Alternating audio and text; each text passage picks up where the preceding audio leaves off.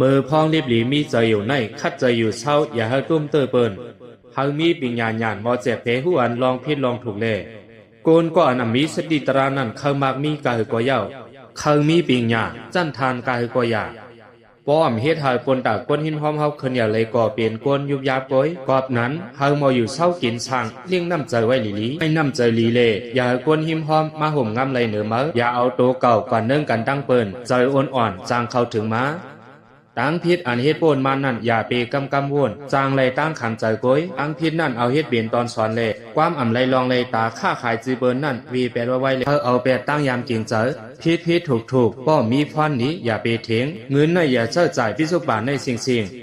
โลหมอทิ้งเสียมปนตาใจดื้อยศยาป้าอยู่ลีเมื่อนาอย่าเปคัดใจหาป้ายมากมีตั้งรัดนั่นละอ่ำเป็นก้นคนเหย่าก็เย้าอย่าหาเป็นก้นตกซุ่มก้อยตั้งยามอยู่บนหลัดไงนั่นก็เปียดว่างเลยกวนอันสั่งสอนหยาบนั่นอย่าขามเฮาซบกวนสีสั่งสอนคัดจะเฮาเป็นกวนก็อันเกียนเคียงเลยอองตีอำถูลีลัดน้ำนั่นก็เฮาเวอยู่มน